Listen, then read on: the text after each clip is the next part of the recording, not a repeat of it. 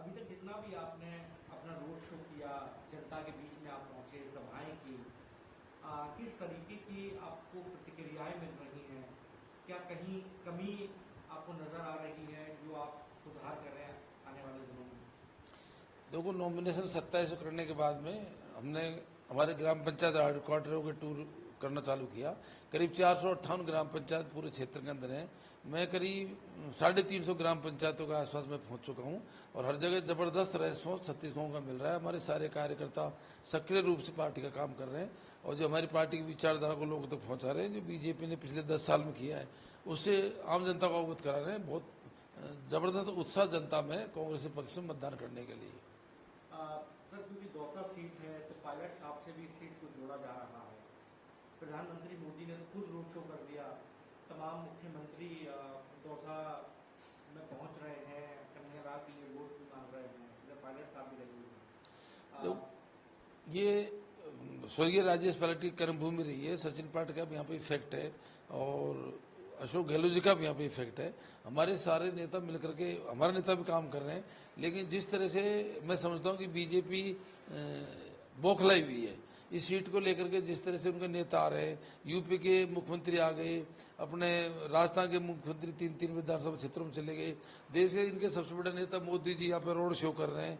ये इस बात का संकेत है कि वो उन्होंने कितने इस सीट को लेकर के वो चिंतित हैं। ये फिर मैं मुझे पूरा विश्वास है और दौसा की जनता समझदार है, हमारे कार्यकर्ता मेहनती हैं।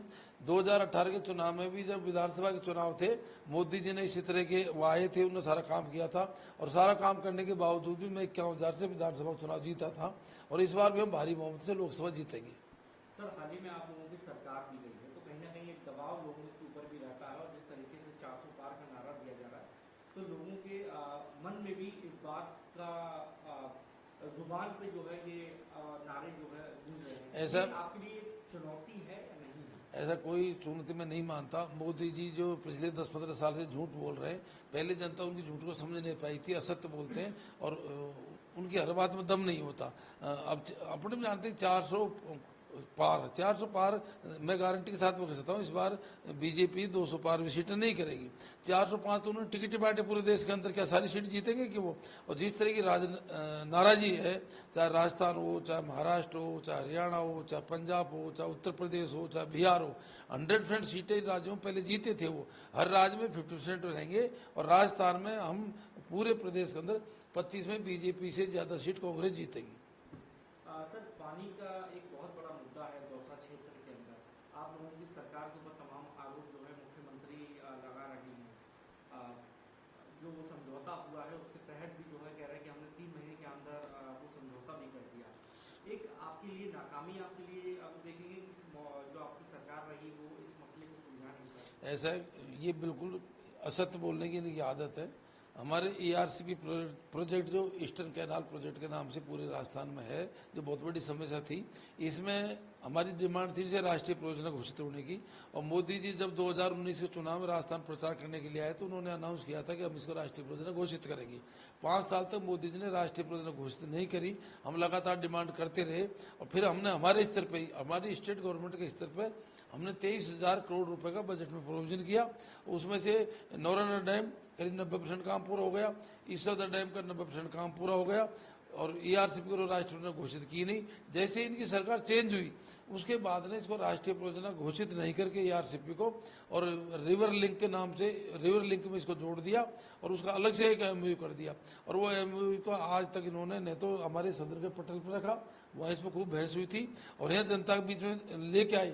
आज तक ये पता नहीं है जनता को उस एमओयू में आकर है क्या। ये जनता को भ्रमित कर रहे हैं। न तो ईआरसीपी को विधिवत रूप से लागू करना चाहते, न उसको राष्ट्रीय परियोजना घोषित करना चाहते, केवल वोट बटोरने के लिए सारी बातें कर रहे हैं और जनता को इस बात को पूरा पता है। पहली बात तो 2002 में जो एमओयू हुआ था, 2003-04 में जो वसुंधरा जी मुख्यमंत्री थी, उसमें 50% डिपेंडेबिलिटी पे एमओयू हुआ था। अब जैसा सुनने में आ रहा है, एमओयू तो सामने आया ही नहीं, इनने 75 डिपेंडेबिलिटी पे एमओयू किया है। उसमें राजस्थान के पानी में बहुत ज्यादा घाटा होगा, पूरा पानी राजस्थान को मिलेगा नहीं। सर, किशोरी किरोड़ी लाल, माफ कीजिएगा, कन्हैया लाल मीणा और आप दोनों ही जो है 4 बार के विधायक हैं, हर बार आप जीतते हैं। आप आप उनको उस उम्मीदवार आपके सामने जो है उनको किस तरीके से देख रहे हैं? आप कहीं ना कहीं आप भी घबराए हुए हैं उनसे? ऐसा है, मोदी जी की यात्रा से, बीजेपी की यात्रा से पता लग रहा है बीजेपी स्वयं ही उसको उम्मीदवार नहीं मान रही। बीजेपी के सारे नेता मेरे सामने मोदी को पेश कर रहे हैं। ये चुनाव मोदी से कन्हैयालाल से ही नहीं, और मैं समझता हूँ मैं कन्हैयालाल को स्वयं ही नहीं मान रहा कुछ। जब बीजेपी वाले स्वयं उसको कैंडिडेट नहीं मान रहे, बीजेपी ने चुनाव को इतना गंभीर ले रखा है। यूपी के मुख्यमंत्री यहाँ पे आ रहे हैं, अमित शाह का यहाँ प्रोग्राम बन रहा है, राजस्थान के मुख्यमंत्री 3-3 बार यहाँ आ गए, मोदी जी यहाँ पे शो कर रहे हैं, तो वो स्वयं नहीं मान रहे, या उनको खुद को अपने कैंडिडेट को विश्वास नहीं है, इसलिए उन्होंने मोदी का चेहरा पेश कर रखा है हमारे सामने। गाजीपुर में सचिन पायलट की सभा हुई थी, उसमें लालू जी ने यह कहा था कि अगर यहाँ पर मैं कांग्रेस को दिलाऊंगा, भाजपा के वोट कांग्रेस को दिलाऊंगा। उस पर करोड़ीलाल मीणा ने यह कहा कि अगर रियासत महुआ से अगर कांग्रेस जीतती है तो मैं अपने पद से इस्तीफा दूंगा। देखो, करोड़ीलाल मीणा ने क्या कहा मुझे जानकारी है नहीं, लेकिन मैं समझता हूँ कि मतदाता किसी के बंधा हुआ नहीं होता है। हम प्रत्येक मतदाता से संपर्क करते हैं। विचारधारा यदि एक ही प्रकार की हो तो मतदाता बदलता नहीं है। और मैं समझता हूँ कि 50% 60% जनता ऐसी होती है जो न्यूट्रल होती है, उनको जो कोई संपर्क कर लेता है उसके वोट मिल जाते हैं। ऐसा 2 बार प्रेम सिंह बाजवा ने ये कहा है और डॉक्टर करोड़ीलाल मीणा ने कहा कि कांग्रेस जीतती है, मुरलीलाल मीणा जीता है, इस्तीफा देंगे। अब ये तो समय बताएगा क्या होता है, लेकिन हमको 100% कॉन्फिडेंस है कांग्रेस 2 साल लोकसभा क्षेत्र से जीतेगी। मीना हाई कोर्ट में भी डॉक्टर करोड़ीलाल मीणा ने पंचपटोल की मीटिंग की, उसमें एक मत से ये किया गया कि भाजपा को वोट देना है। ऐसा उनका क्या एनालिसिस है वो उनसे पूछो।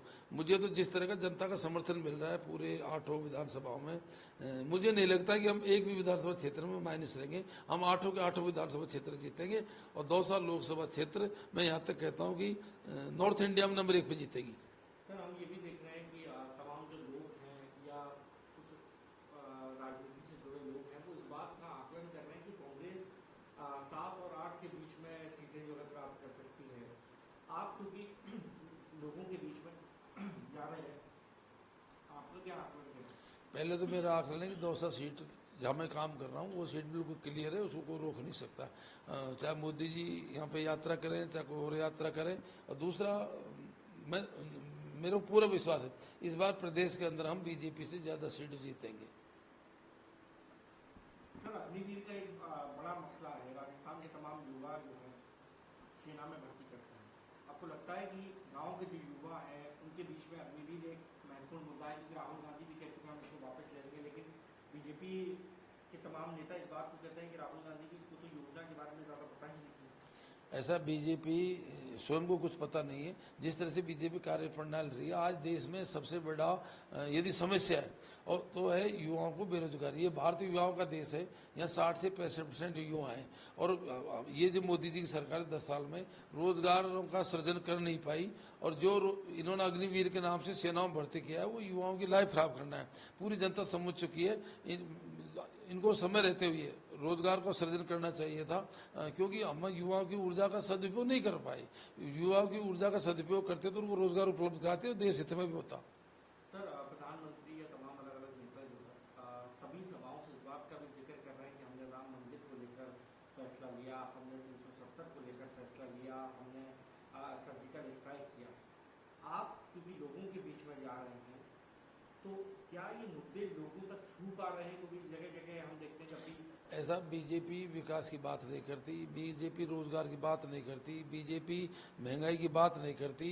इन्होंने जो 2014 में जो वादे किए थे 2 करोड़ रोजगार दे देंगे, 15 लाख नकद दे देंगे, वो उसकी बात नहीं करती। वो इमोशनल मुद्दे लाती है, ज़्यादातर धर्म के मुद्दे लेकर आती है। हम स्वयं हिंदूवादी आदमी, हम हिंदू धर्म को मानते हैं, हम सनातनी हैं।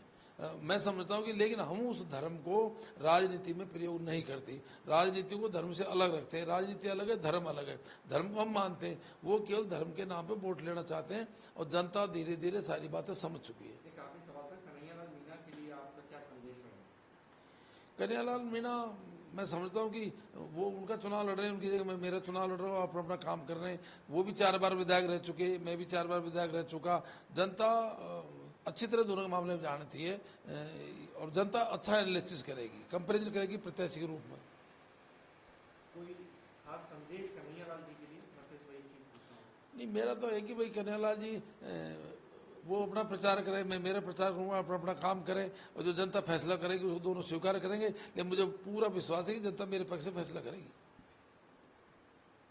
ये अपील कर रहे हैं लोगों से कि आप जो शादियों के फंक्शन हैं उसको उसमें जाएं, लेकिन वोट पहले करके जाएं, क्योंकि पिछली बार आपने ये आकलन किया कि उससे आप लोगों को काफी नुकसान हुआ है। ऐसा ये प्रजातंत्र है और वोटों का प्रत्येक व्यक्ति का अधिकार है। ये मैं ग्रामीण क्षेत्र में गर्मियों के मौसम में शादी ब्याह ज़्यादा होते हैं। पिछला चुनाव हमको केवल इसलिए हारना पड़ा कि उस दिन आखिर तीजे का अबूझ सा होता है और गरीब तबके में, किसान वर्ग में, कमजोर तबके में उसमें शादी ज़्यादा होती हैं, तो अब वोटिंग परसेंटेज ठीक नहीं हो पाई। इस बार फिर कुछ शादियाँ हैं, तो हम लोगों से कहते हैं भाई ब्याह भी करें, शादी भी करें, लेकिन अपने मतदान का प्रयोग जरूर करें, क्योंकि मतदान के प्रयोग से देश में राज बनता है और मतदान के प्रयोग से ही जो शक्तियाँ देश के अंदर राज कर रही है, हमको वो हमारे पक्ष की नहीं है। तो ये हमको प्रत्येक जगह मैं अपील करता हूँ इस बात की।